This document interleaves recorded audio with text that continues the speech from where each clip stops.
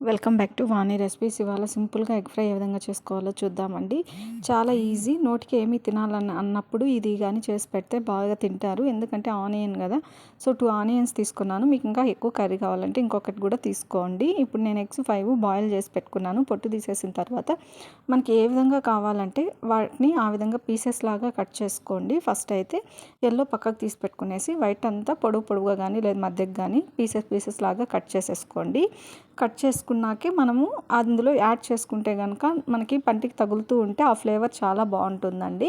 So ఇప్పుడైతే first ఒక pan పెట్టేసుకుందాము. అది హీట్ ఎక్కిన తర్వాత అందులో ఒక 2 టేబుల్ స్పూన్ ఆయిల్ని యాడ్ చేసుకోండి.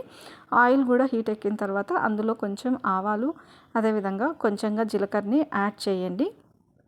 అవి కొంచెం ఫ్రై అయిన తర్వాత శనగపప్పును కూడా కొంచెం యాడ్ చేయండి.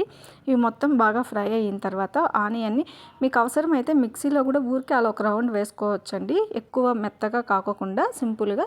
ఇప్పుడు చూడండి, దీన్ని బాగా ఫ్రై చేసుకోండి. హై ఫ్లేమ్లో పెట్టేసి ఒక 2 మినిట్స్ ఫ్రై చేసుకోండి. తర్వాత ఎండుమిర్చి ఒక 3, అదేవిధంగా కరివేపాకుని యాడ్ చేసుకొని దగ్గరకు వచ్చేంత వరకు ఫ్రై చేయండి.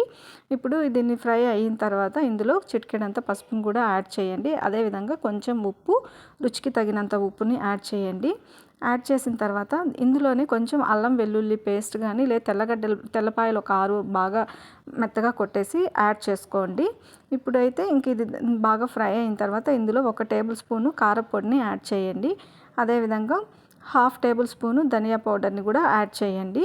ఇది మొత్తము పచ్చి స్మెల్ పోయేంత వరకు కొంచెం మీడియం ఫ్లేమ్లో పెట్టుకొని ఒక 2 మినిట్స్ అంతటికి పట్టే విధంగా ఫ్రై చేసుకోండి. ఇది బాగా ఫ్రై అయిన తర్వాత హై ఫ్లేమ్లోనే పెట్టుకొని ఫ్రై చేసుకోండి. ఇది బాగా ఫ్రై అయ్యి పచ్చి స్మెల్ అంతా పోయిన తర్వాత ఇందులో మనం పక్కన కట్ చేసి పెట్టుకున్న ఎగ్స్ని ఇప్పుడు ఇందులోకి యాడ్ చేసుకోండి. ఇందులోకి యాడ్ చేసుకొని ఒక 1 మినిట్ హై ఫ్లేమ్లో పెట్టుకునేసి బాగా మిక్స్ చేయండి. అదంతా మిక్స్ అయ్యేంత వరకు మిక్స్ అయిన తర్వాత ఇప్పుడు ఇందులోనే మనము పక్కకి ఎల్లో తీసుకున్నాం కదా, అవి ఎక్కువ ఇది కలబెడితే కనుక ఎక్కువగా మొత్తం అంతా అందులోకి ప్రెస్ అయిపోతే బాగుండదు, స్మెల్గా ఉంటుంది. అందుకోసమే మనం ఇప్పుడు పక్కకు తీసి ఉంటాం కదా, అవి ఇప్పుడు ఎల్లో ఇందులో యాడ్ చేసుకోండి. యాడ్ చేసుకుని ఊరికే అలా ఒకసారి మిక్స్ చేసుకున్న తర్వాత ఎప్పుడు కూడా ఏదైనా ఎగ్ రెసిపీకి మిరియాల పౌడర్ని యాడ్ చేసుకోండి. అప్పుడు చాలా టేస్టీ ఉంటుందండి, స్మెల్ కూడా లేకుండా ఉంటుంది. ఇప్పుడు ఈ విధంగా యాడ్ చేసుకున్న దానికి కొంచెంగా కొత్తిమీరని వేసి బాగా ఫ్రై చేసుకోండి. ఇంకా దగ్గరకు వచ్చిన తర్వాత మిరియాల పొడి చల్లేసి దించుకొని సర్వ్ చేసుకోవడమే.